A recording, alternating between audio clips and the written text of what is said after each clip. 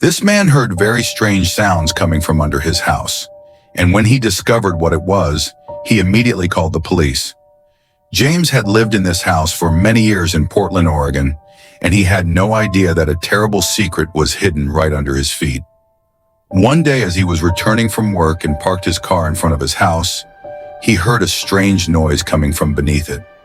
Not knowing what could be happening, he quickly went inside, but the strange noises only grew louder.